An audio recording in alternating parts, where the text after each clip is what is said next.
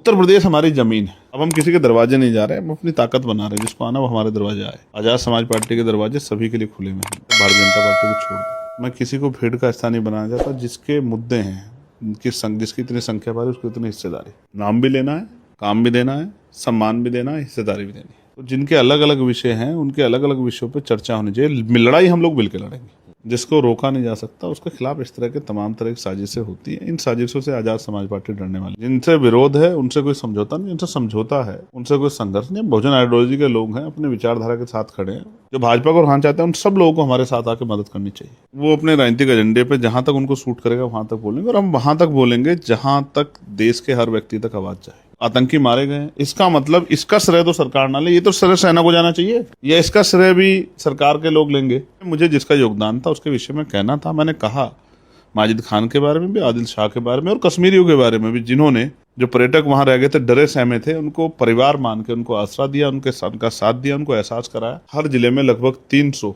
भांग की दुकान, देसी शराब की दुकान, मॉडल शॉप, कंपोजिट शॉप तो बनाई गई है। यानी कि मधुशाला, नशे की दुकानें तो खोली गई है, लेकिन पाठशाला नहीं खोली गई। आज मैंने पार्लियामेंट में 0 आवर में सवाल खड़ा किया, केंद्र और राज्य की लड़ाई में उत्तर प्रदेश की जनता पिस रही। भाजपा के सांसद है नवीन जैन, उनके साथ में आपकी एक तस्वीर वायरल हो रही है बड़ी। मैं उनको जानता ही नहीं था सही तरह से कि वो कौन है। शरीर में आखिरी सांस रहेगा, लहू आखिरी कतरा रहेगा। हम इस लड़ाई को लड़ते रहेंगे। हरियाणा का एक गांव है हिसार का भटाला, वहां पर दलित समुदाय के लोगों का पिछले 8 साल से बहिष्कार किया हुआ। ये अन्याय सिर्फ हरियाणा का नहीं, हालांकि हरियाणा में सामाजिक बहिष्कार के कई मामले आए हैं। छापर का मामला भी है, खापड़ का मामला भी है। राजनीतिक शक्ति बनाए। जब हम पे राजनीतिक शक्ति होगी, किसी की हिम्मत नहीं होगी कि हमारा सामाजिक बहिष्कार, हम मानवता को मानने वालों को हम किसका बहिष्कार नहीं करना चाहते। जब हम पे शक्ति होगी तो भी हम किसी का बहिष्कार नहीं करेंगे। जहाँ तक मैंने इस्लाम के बारे में जानकारी हासिल की है, तो वो जबरन किसी से धर्म परिवर्तन कराने को की आजादी नहीं देता, वो इसको गलत मानता है। जो भी आरोपी है, जो इसने अपराध किया, अगर वो सही आरोपी तो उस पर कार्रवाई करो, लेकिन ये नहीं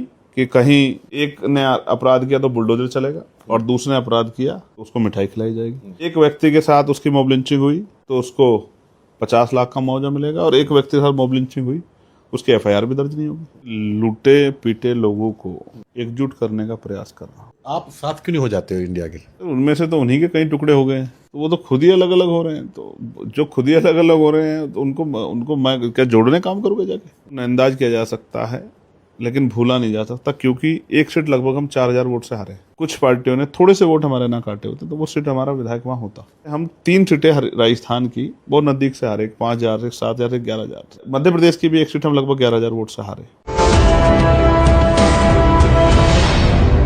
संसद का मानसून सत्र जो है वो आखिरकार हंगामे के बाद में शुरू हुआ। ऑपरेशन सिंदूर से इसकी शुरुआत हुई। ऑपरेशन सिंदूर में तमाम दलों के नेताओं ने अपने भाषण दिए, अपना संबोधन किया, लेकिन उसी में एक भाषण था चंद्रशेखर आजाद का। आजाद समाज पार्टी के सांसद हैं और अध्यक्ष भी हैं। इन्होंने उस पहलू को उठाया जिस पहलू को प्रधानमंत्री नहीं उठा पाए और विपक्ष के बाकी नेता भी नहीं उठा पाए। आपने शुरुआत की थी आदिल शाह कश्मीरी से, जिसका कोई नाम नहीं ले रहा था। तो क्या इसीलिए चंद्रशेखर को जाना जाता है कि वो उनकी आवाज़ उठाएंगे जो जिनकी आवाज़ कोई नहीं उठाता? 2 चीज़ें हैं, 2 शख्स हैं जिनका बड़ा अहम योगदान है। देखिए, सर्वप्रथम तो मैं सेना को बधाई देता हूँ, और सेना के साथ साथ मैं कश्मीरियों को भी बधाई देता हूँ कि उन्होंने ऐसे समय में जो एक सोची समझी साजिश में, मैंने पहले दिन से उसको कहा कि पहलगाम का जो हमला है वो एक सोची समझी साजिश है, जिससे हमारे देश में सांप्रदायिक माहौल बने, दंगे बने, और हम लोग दुश्मन से नहीं आपस में लड़े। तो वहाँ सेना का जो पराक्रम है ऑपरेशन सिंदूर में, मैं उसको सल्यूट करता हूँ।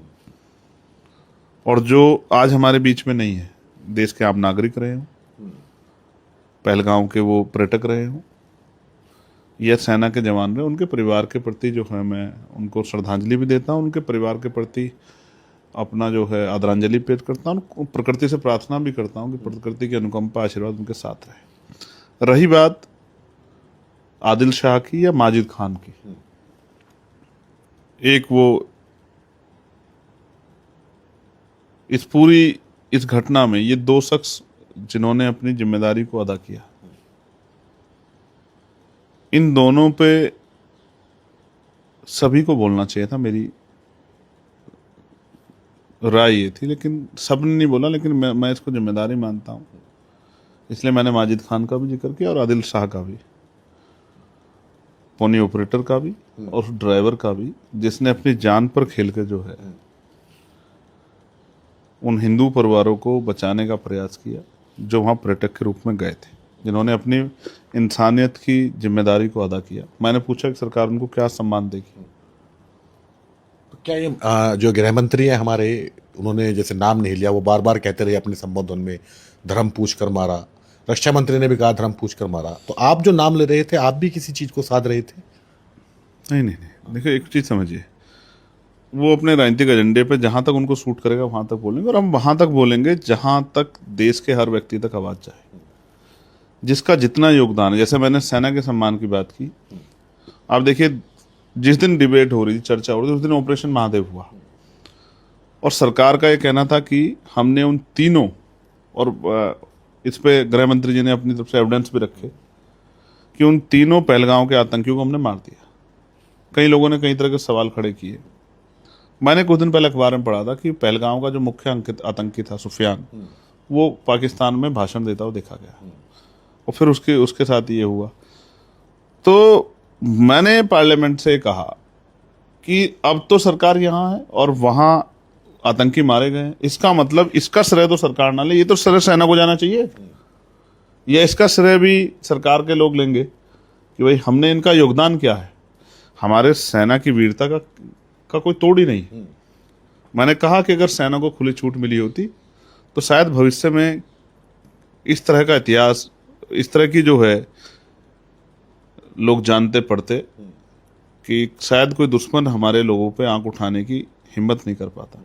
इसलिए मुझे जिसका योगदान था उसके विषय में कहना था। मैंने कहा माजिद खान के बारे में भी, आदिल शाह के बारे में और कश्मीरियों के बारे में भी, जिन्होंने, जो पर्यटक वहां रह गए थे, डरे सहमे थे, उनको परिवार मान के उनको आसरा दिया, उनका साथ दिया, उनको एहसास कराया। और बाकी मीडिया ने और सत्ता के लोगों ने कितना प्रयास किया कि ये धर्म वाली बात आगे बढ़ जाए और इस तरह का एक माहौल खराब हो जाए, लेकिन देश की जनता को मैं बधाई दूंगा और विपक्ष को भी कि विपक्ष ने भी कोई राजनीतिक गलती नहीं की और ऐसे समय में एकजुट होकर सरकार के, सेना के साथ खड़ा होने का काम किया। कोई मौका नहीं दिया कि सरकार इस पर राजनीति कर पाए। आपको लगता है कि ये जो नाम था जो आपने लिए उन बचाने वाले उन दो लोगों के, वो नाम प्रधानमंत्री को लेने चाहिए थे ताकि देश को एक एकता का संदेश जाता, या रक्षा मंत्री, गृह मंत्री को भी लेने चाहिए थे? लेने चाहिए थे, उनकी तो ज़्यादा जिम्मेदारी थी, क्योंकि जो काम जो है भाई, ये जो फेलियर हुआ, सेना वहाँ मौके पर नहीं थी, सुरक्षा व्यवस्था वहाँ मौके पर नहीं थी, 1 घंटे तक पीड़ित वहाँ चिल्लाते रहे, कोई पूछने वाला नहीं आया, एम्बुलेंस नहीं पहुंची, तो ये जो फेलियर सरकार का था, तो उन्हीं को जिम्मेदारी लेनी चाहिए थी। तो उनको उनके नाम भी लेने चाहिए जिन्होंने मदद की, जो फरिश्ते बन के जिन्होंने काम किया। आप बताओ, पूरे विपक्ष पक्ष में मुझे लगता है कश्मीरियों के बारे में किसने नहीं कहा कि कश्मीरियों ने कितनी बड़ी जो है जिम्मेदारी अदा की।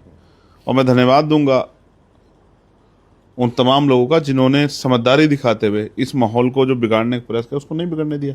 तो उनको अपनी जिम्मेदारी का एहसास नहीं, मुझे तो है भाई, जिसने जो किया है वो कहने में किसी को डर नहीं लगना चाहिए। इसलिए मैंने कहा कि हर एक उस व्यक्ति का जिसका योगदान है इस पूरे अन्याय जब चरम पे हुआ, वहाँ पराकाष्ठा लिखी गई, तो उन सबको उनका सम्मान होना चाहिए, उनका स्वागत होना चाहिए, और देश को के उन वीर सपूतों को भी देश को जानना चाहिए। आपने 2 महीने पहले ट्वीट किया था कि मुगल सराय में जो दलित आबादी है वहाँ पे शराब का ठेका खोला जा रहा था, वहाँ पे एक महिलाएं उसका प्रदर्शन कर रही थी। आपने कहा था कि हमें अपनी बस्तियों में जो है स्कूल चाहिए, अच्छे संसाधन चाहिए, लेकिन सरकार स्कूल बंद करने जा रही है। कि आपने कहा था कि शराब खाने नहीं चाहिए, स्कूल चाहिए। नहीं, हमने कहा कि हमें पाठशाला चाहिए, मधुशाला नहीं चाहिए। आप ये समझिए, सरकार ने कहा कि हम 27,000 स्कूल जो है मर्ज कर रहे हैं, क्योंकि हम इनको कंपोजिट स्कूल बनाएंगे, एक में प्राइमरी, जूनियर, हाई स्कूल सब वहाँ बनेगा। लेकिन सरकार ने कोई नया स्कूल नहीं बनाया। आपके पास भी जानकारी नहीं होगी, आप लगातार सक्रिय मीडिया में हैं, लेकिन मेरे पास ग्राउंड रिपोर्ट है कि हर जिले में लगभग 300 भांग की दुकान, देसी शराब की दुकान, मॉडल शॉप, कंपोजिट शॉप तो बनाई गई है, 300 के लगभग सबको मिला के। यानी कि मधुशाला, नशे की दुकानें तो खोली गई है, लेकिन पाठशाला नहीं खोली गई। आज मैंने पार्लियामेंट में 0 आवर में सवाल खड़ा किया, तख्ती लेके भी सवाल खड़ा किया जब हाउस नहीं चल रहा था। मैंने कहा कि कॉन्स्टिट्यूशन का जो आर्टिकल 21 है वो ये अधिकार देता है कक्षा 6 से लेकर उम्र 6 वर्ष से लेकर 14 वर्ष के बच्चों को, कि उनको मुफ्त शिक्षा और अच्छी शिक्षा उनका मूलभूत अधिकार है, मिलना चाहिए। और अगर आपको जानकारी देश को अगर लेनी है मुझसे, तो मैं ये भी बताना चाहता हूं कि जो शिक्षा का अधिकार है और जो शिक्षा जो विषय है वो समवर्ती सूची का विषय है।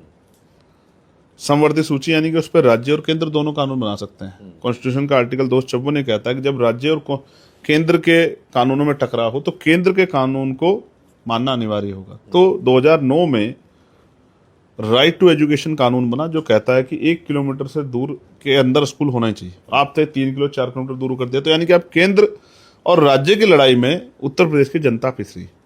इसलिए मैंने आज प्रधानमंत्री से मांग की है कि वो हमारे स्कूल बचाएं, हमारे बच्चों का भविष्य बचाएं, क्योंकि स्कूलों में कमजोर वर्गों में SC ST OBC मुस्लिम्स और अन्य जो आर्थिक रूप से कमजोर वर्ग के लोग गांव में रहते हैं, उन्हीं के बच्चे पढ़ते हैं। और शिक्षा बाबा साहब अम्बेडकर ने कहा हमारा हथियार है। इस हथियार को किसी भी कीमत पे हम लोग छीनने देंगे। इसलिए मैंने प्रधानमंत्री से अपील की और सरकार को चेतावनी दी, उत्तर प्रदेश सरकार को, सदन के माध्यम से, चेयर के माध्यम से, कि अगर सरकार ने ये शिक्षा विरोधी नीति, गरीब विरोधी नीति, अपनी जन विरोधी नीति बंद नहीं की तो इसका मुकाबला हम सड़कों पर करेंगे। चेतावनी मैंने आज उत्तर प्रदेश की सरकार को दी। सड़कों की बात आप कर रहे हैं, आप सम्मेलन कर रहे हैं जगह जगह पूरे उत्तर प्रदेश में, घूम घूम कर प्रबुद्ध सम्मेलन कर रहे हैं, मुस्लिम सम्मेलन करना आपने शुरू कर दिया, किसकी टेंशन बढ़ा रहे हैं? नहीं, मैं टेंशन कम कर रहा हूं उन लोगों की जिनको लगता था कि राजनीति में हमारी बात बहुत पीछे चली गई, जो निराश होकर घर बैठ गए, उनकी टेंशन कम कर रहा हूं और देश प्रदेश के हक वंचित बहुजन समाज के लोगों की मदद कर रहा हूं, जिनके मुद्दों को रोटी, कपड़ा, मकान, रोजगार, खेती, किसानी, सामाजिक न्याय, जिनसे छीन लिया गया, जिन पे चर्चा नहीं होती, नौकरी, औद्योगिक क्षेत्र, अच्छे स्कूल, अच्छे कॉलेज, अच्छी यूनिवर्सिटियाँ, मेडिकल कॉलेज, ये जो तमाम जो है विषय हैं, इन पे जिस पे चर्चा नहीं हो रही है, उन पे चर्चा कराने का काम है उन प्रबुद्धजन सम्मेलन के जरिए कर रहे हैं। और आपको जान के बड़ी खुशी होगी वसीम भाई कि 12 सम्मेलन के बाद उत्तर प्रदेश में कई बड़ी पार्टियों को ये एहसास हुआ कि आज़ाद समाज पार्टी अब उन पे किसी पे भी रुकने वाली नहीं। पर टेंशन की बात मैंने शायद उन्हीं के लिए कही। अब उनको टेंशन, आप जो है मतलब, मैं तो उनकी मदद कर रहा हूँ, जो काम वो नहीं कर सकते। उनको पिछली बार अलायंस हुए, वो चुनाव लड़े 22 में, सारी पार्टियां चुनाव लड़ी, क्या परिणाम है आप देखिए। उत्तर प्रदेश में हम लोकसभा में 2 सीटों पर लड़े, देखिए हमारे परिणाम 50% के परिणाम है हमारे। 1 सीट जीते, 1 में 80,000 वोट ली। ठीक है, अगर जहां 80,000 वोट ली गई है, वहां अगर लोग हमारी बात को और मजबूत कर देते तो वहां भी हम लोग जीतते। तो हमारा विनिंग परसेंटेज देखिए 50% है, यानी कि अगर हम 403 सीटें लड़ते हैं तो हम 200 के लगभग सीटें जीतते हैं, तो फिर सरकार किसकी बनेगी उत्तर प्रदेश में? आज़ाद समाज पार्टी की बनेगी। तो हम तो उनकी मदद कर रहे हैं, जो लोग भाजपा को हराना चाहते हैं, जो भाजपा को हराना चाहते हैं, उन सब लोगों को हमारे साथ आकर मदद करनी चाहिए। भाजपा को जो हराना चाहते हैं। यस। भाजपा के सांसद हैं नवीन जैन, और एक और सांसद है नॉर्थ ईस्ट के इंद्रहंग सुब्बा। उनके साथ में आपकी एक तस्वीर वायरल हो रही है, बड़े लोग उस पर कमेंटबाजी कर रहे हैं कि क्या है उस तस्वीर का? देखिए, तस्वीर 2 सांसदों का आप जिक्र कर रहे हैं, और एक तस्वीर जिसके बारे में शायद आप जानना चाहते हैं, वो तस्वीर रेल भवन की है। माननीय रेल मंत्री से मैं अपने क्षेत्र के विषयों को लेकर, क्योंकि मुझे नजीबाबाद से मुंबई तक एक ट्रेन चलवानी है, और जो ट्रेन सहारनपुर से लखनऊ जाती थी वो भी बंद है। हमारे यहाँ कालाखेड़ी में नगीना शहर के अंदर एक रेलवे का फाटक है, इस पर निर्माण कार्य शुरू हुआ था मेरी एप्लीकेशन के बाद, लेकिन वो बीच में रुक गया, लोगों को परेशानी हो रही है। मैं गया था क्षेत्र में, लोगों ने मेरे सामने रखा, और कई अंडरपास और ओवरब्रिज बनने, उनको लेके मैं उनके पास गया था। वहीं मैं उनको जानता तो नहीं था, वहीं उनसे मुलाकात हुई, क्योंकि शायद जिनका जिक्र आप करें वो राज्यसभा में है। और इंद्रहंग सुब्बा जो सिक्किम क्रांतिकारी मोर्चा के MP हैं, वो मेरे साथ फ्लोर लीडर हैं अपनी पार्टी के, वो उनको तो मैं जानता हूँ। तो मैं तो जिन शख्स का आप जिक्र कर रहे हैं, नाम बता रहे हैं, उनसे मैं पहली बार मिला हूँ, उससे पहले मैं कभी मिला नहीं हूँ। उसी दिन वहाँ वो भी मिलने गए थे और मैं भी मिलने गया था। मंत्री जी ने जो रेल भवन में अपनी समस्या को लेके जिन जिन की एप्लीकेशन थी उनको समय दिया था, मैं उसी समय गया था, उसी दिन उनसे मुलाकात हुई, और बस यही जय भीम हुई, जानकारी हुई कि हम इन पदों पे हैं, इस पार्टी जुड़े, और मैं अपना मिलके फिर मंत्री से चलाया। बाकी उसका कोई राजनीतिक मकसद नहीं है उस तस्वीर का।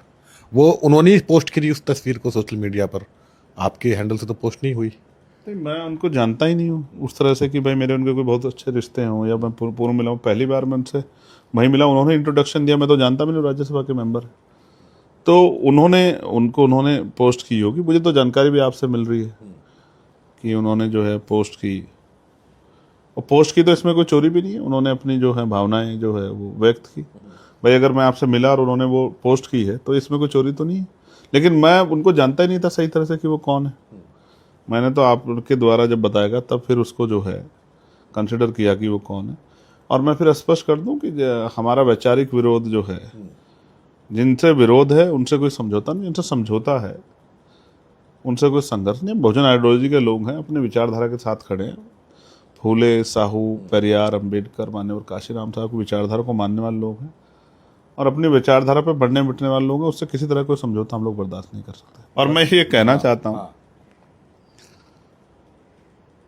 जिसको रोका नहीं जा सकता उसके खिलाफ इस तरह के तमाम तरह की साजिशें होती हैं। इन साजिशों से आज़ाद समाज पार्टी डरने वाली नहीं। हमारा कार्यकर्ता बहुत मजबूत है और वो जानता है कि हम मिट सकते हैं लेकिन झुक नहीं सकते। हम जिस कारवा को आगे लेके चले हैं महापुरुषों के विचार को आगे बढ़ाने के लिए, उसमें हम लोग जब तक हम में लहू का आखिरी कतरा हम लोग संघर्ष करते रहेंगे। बसपा के लोग बड़ा इल्ज़ाम लगाते हैं, कह रहे हैं कि मिशन कमज़ोर कर रहे हैं, मिशन में जो है फूट डाल रहे हैं। देखिए ऐसा है वसीम भाई,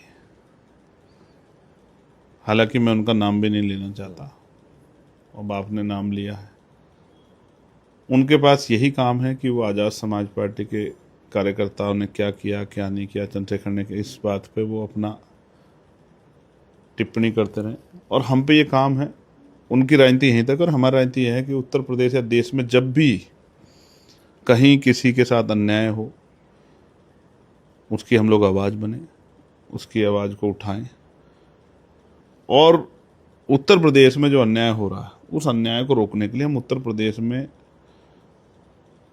जो लोकतंत्र में अन्याय रोकने के लिए शक्ति है वो वोट से बनती है, उस शक्ति को बनाने के लिए मेहनत कर रहे हैं और हम अपने कार्य को निरंतर जारी रखेंगे। आपने कल देखा हो सदन मैंने तमिलनाडु का विषय उठाया।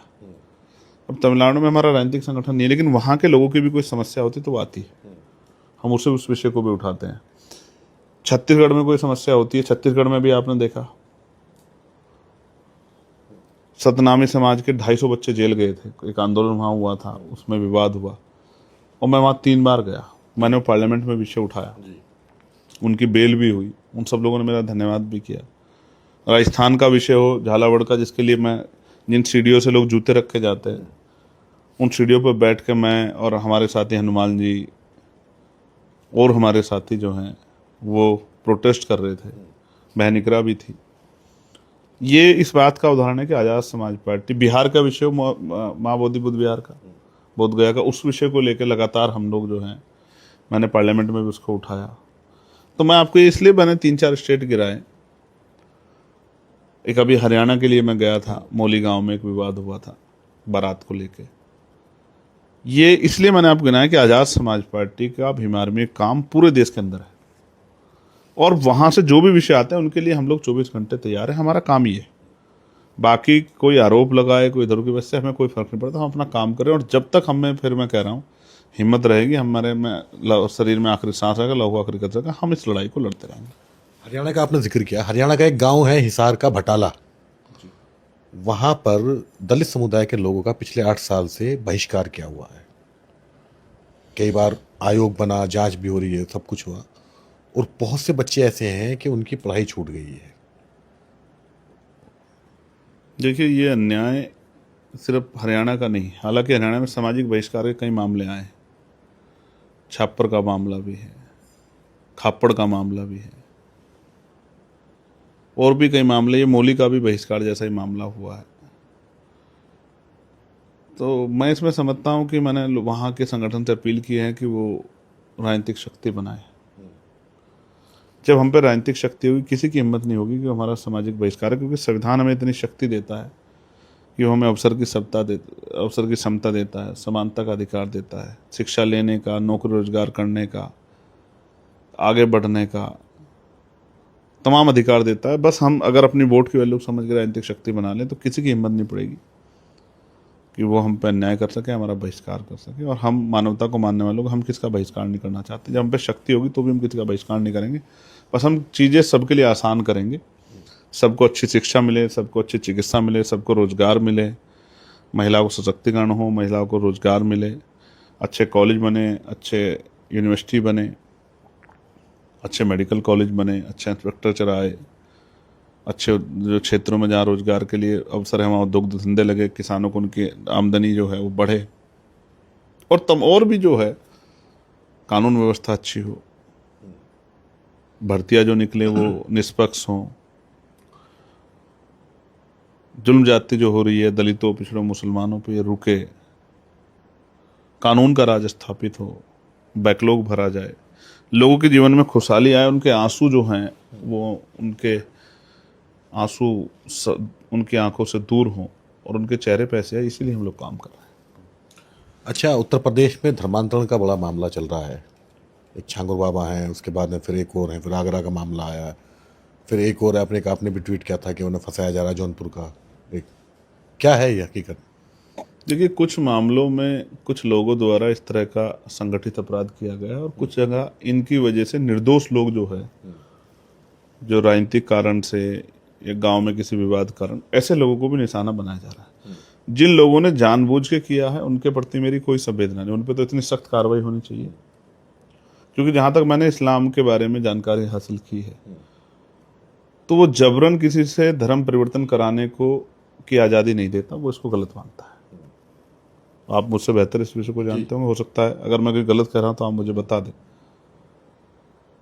तो कोई जबरन इस काम को करा रहा है तो मैं उसको सही नहीं मानता, उस पर तो जो कानूनी कार्रवाई होनी चाहिए। लेकिन इसकी आड़ में निर्दोष लोगों पे जो है इल्जाम लगा के उनके साथ अन्याय करना, मैं इससे सहमत नहीं।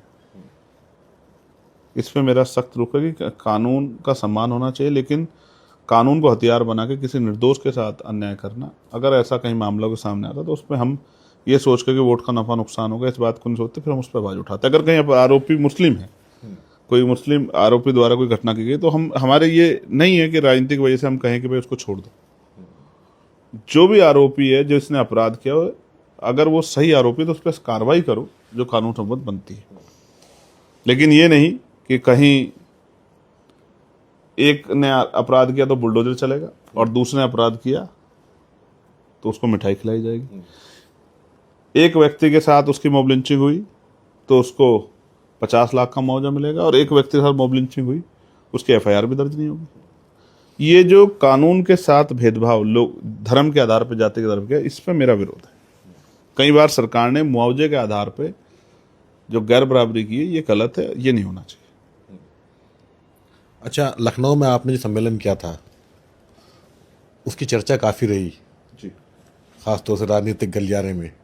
कहा कि ये जो है एक नया अलायंस बनाने की कोशिश कर रहे हैं। आप भी खुलकर बोल गए वहाँ पर, आपने भी उस घटना का जिक्र किया, आलम बदी साहब वाली। और इसके बाद में फिर जो चर्चा चलता रहा जिस तरह से, तो ये क्या मतलब, ये मुस्लिम सम्मेलन, प्रबुद्ध सम्मेलन एक जगह नहीं हो सकते सारे मिल करके? देखिए, लूटे पीटे लोगों को एकजुट करने का प्रयास कर रहा हूं कि आगे वो ना लूटें और उनके साथ ही लूटपाट बंद हो। धीरे धीरे से ही मेरी बात लोगों को समझ में आएगी। एकता में शक्ति है। मैं किसी को भीड़ का हिस्सा नहीं बनाना चाहता। जिसके मुद्दे हैं, जिसकी इतनी संख्या बारी, उसकी उतनी हिस्सेदारी। तो जिनके अलग अलग विषय हैं, उनके अलग अलग विषयों पर चर्चा होनी चाहिए। लड़ाई हम लोग मिलकर लड़ेंगे। जैसे अगर मैं महिलाओं का सम्मेलन बुलाऊं तो अब कहो कि भाई महिलाओं का सम्मेलन अलग क्यों, इसको भी साथ ही ले लो। तो मेरा कहना यह है कि जैसे महिलाओं के मुद्दे हैं, उन पर चर्चा महिला नेता द्वारा हो सकती है। जैसे अभी महिला सम्मेलन हम लोग करेंगे, तो पूरे मंच पे मैक्सिमम महिलाएं रहेंगी, जिससे महिलाएं अपनी बात कहें और उनको मीडिया के द्वारा कंसिडर किया जाए, उनको सरकारों तक पहुँचे, उनको किस तरह का समस्या का सामना। जैसे स्कूल बंद किए हैं तो बच्चियाँ आए, क्या वो पढ़ने के लिए 3 किलोमीटर कैसे जाएंगी? उनकी सुरक्षा की जिम्मेदारी कौन लेगा? यहाँ तो प्रदेश की राजधानी में बच्चे सुरक्षित नहीं है, कौन लेगा उनकी सुरक्षा की जिम्मेदारी? क्या उनके माँ बाप उसी छोड़ने जाए? क्यों कमज़ोर बनाना चाहते हैं हम लोग? क्यों कानून व्यवस्था तो अच्छी कर नहीं सकते? इसलिए जो है, अभी जैन समाज के भी गिरनार का एक बहुत बड़ा जो है मामला मेरे सामने है, उनसे भी बैठ कर मैं चर्चा करूंगा। ईसाई समुदाय पे भी बहुत हमले हो रहे हैं, उनके चर्च पे भी हमले हो रहे हैं, उनकी जो वो धार्मिक आयोजन करते हैं उस पर भी जो है हमले हो रहे हैं, उनकी भी समस्या है। सिख भाइयों की समस्या है, बुद्धिस्ट भाइयों की समस्या है। तो जैसे अगर बोध गया को लेकर बौद्ध भाइयों का सम्मेलन होगा तो किसी को आपत्ति नहीं होनी चाहिए, सभी के सम्मेलन में सभी के मुद्दों पर चर्चा होनी चाहिए। मुसलमान को अछूत थोड़ा ही है। लेकिन नाम नहीं लेते ना लोग मुसलमानों का आपके अलावा। ठीक है, ना नाम लेते हैं ना काम देते हैं। काम तो लेते हैं, वोट तो लेते हैं। नहीं, ना नाम लेते हैं ना काम देते हैं। हाँ। काम लेते जरूर, ये तो चला रहा है, यही तो बदलना है ना। नाम भी लेना है, काम भी देना है, सम्मान भी देना है, हिस्सेदारी भी देनी है। सिर्फ नाम ही लेके काम नहीं चलेगा। तो आप साथ क्यों नहीं हो जाते हो इंडिया के? इंडिया मेरा देश है यार, मैं उसके साथ हूं। जो इंडिया अलायंस है उसकी बात कर रहा हूँ सर, उनमें से तो उन्हीं के कई टुकड़े हो गए हैं। अभी शायद उससे आम आदमी पार्टी अलग हो गई है, तो वो तो खुद ही अलग अलग हो रहे हैं। तो जो खुद ही अलग अलग हो रहे हैं तो उनको मैं क्या जोड़ने काम करूँगा जाके? मैं फेविकोल बनूँ क्या? आप अलग अलग लड़ते हैं, आप महाराष्ट्र में अलग लड़े, अच्छा हरियाणा में अलग लड़े, अब यूपी में भी आप जो है पूरी दमखम लगाए हुए हैं। देखो, हरियाणा में हमारा उतना काम नहीं है, हमें वहाँ एक साथी की जरूरत थी लड़ने के लिए। महाराष्ट्र में हमने अलायंस के लिए प्रयास किए थे, वो कामयाब नहीं हो पाया क्योंकि कोई कुछ देना नहीं चाहता। तो महाराष्ट्र में हम 4-5 सीटों पे हमारी टीम लड़ी, और आपको अगर याद हो, इन 4-5 को नजरअंदाज किया जा सकता है लेकिन भूला नहीं जा सकता, क्योंकि एक सीट लगभग हम 4000 वोट से हारे। अमरावती। ये बात आप मानते हो कि अगर कुछ पार्टियों ने थोड़े से वोट हमारे ना काटे होते तो वो सीट हमारा विधायक वहां होता। इसी तरह से हम 3 सीटें राजस्थान की बहुत नजदीक से हारे, 5000 से, 7000 से, 11000 से। मध्य प्रदेश की भी एक सीट हम लगभग 11000 वोट से हारे, और वहां बसपा को लगभग 11000 ही वोट मिले। उत्तर प्रदेश हमारी जमीन है। उत्तर प्रदेश में जो संगठनात्मक शक्ति हमने तैयार की है, भाईचारा संगठन बना के, पार्टी का मेन संगठन बना के, यूथ का संगठन बना के, मिशन 78 के जरिए, कर्मचारी संगठनों के जरिए, अधिवक्ता मोर्चे के जरिए, उसकी गूंज ये है कि इन्हीं अलायंसों के बीच में एक सीट जिस पर मैं लड़ा हम जीत गए, बहुत अच्छे मार्जिन थे। जितने मार्जिन थे लगभग प्राइम मिनिस्टर जीते, और दूसरी सीट पर हमें 80,000 ज़्यादा वोट मिले। अब आप देखना, तब से तो लगातार हम लोग सक्रिय हैं। अगले 6 महीने में बाद देखना, आप ही कहोगे कि आज़ाद समाज पार्टी को किसी दूसरी पार्टी की जरूरत नहीं, क्योंकि उसने अपने संगठनात्मक शक्ति से और अपने विचारों की शक्ति से, अपने मैनिफेस्टो से सब लोगों के दिलों में जगह बना ली, और उनका काम तेजी से आगे बढ़ रहा है। अब हम किसी के दरवाजे नहीं जा रहे, हम अपनी ताकत बना रहे हैं। जिसको आना वो हमारे दरवाजे आए। आज़ाद समाज पार्टी के दरवाजे सभी के लिए खुले में, हम सिर्फ भारतीय जनता पार्टी को छोड़ के। मतलब आप कहना चाह रहे हैं कि सत्ताधीश आप बनाएंगे 27 का? हम क्या, जनता बनाएगी। संगठन में शक्ति होती है, और संगठन जितनी तेजी से आगे बढ़ रहा है, काम कर रहा है, वो किसी छिपावा नहीं। मुझे भीम आर्मी आज़ाद समाज पार्टी के बहादुर, सच्चे, ईमानदार और संघर्षशील कार्यकर्ताओं पे, नेताओं पर भरोसा है कि वो इस बार उत्तर प्रदेश में अपनी ताकत बना के रहेंगे, और उत्तर प्रदेश में जो सत्ता इस समय भारतीय जनता पार्टी, उसको उखाड़ के फेंक देंगे। आखिरी सवाल है, आप बसपा का विकल्प बन चुके हैं या अभी वो प्रक्रिया अभी जारी है? आप बार बार उनका नाम लेके जो है, क्यों उनको चर्चा में लेके आ रहे हैं? मैं उन पर कोई बात ही नहीं करना चाहता। आज़ाद समाज पार्टी को का लक्ष्य भारतीय जनता पार्टी को सत्ता से हटाना है, और हक वंचित बहुजन समाज के लोग सत्ता में लाना। इसमें कोई तीसरी पार्टी आएगी नहीं बीच में। ये सीधा मुकाबला आज़ाद समाज पार्टी और बीजेपी के बीच ही होगा, आप देख लेना। सीधा मुकाबला आज़ाद समाज पार्टी और भारतीय जनता पार्टी के बीच होगा, ये कहना है नगीना से लोकसभा सांसद और आज़ाद समाज पार्टी के सुप्रीमो एडवोकेट चंद्रशेखर आज़ाद का। नगीना में इन्होंने अपने आप को साबित किया है, क्या उत्तर प्रदेश में साबित कर पाएंगे? ये उत्तर प्रदेश का विधानसभा का चुनाव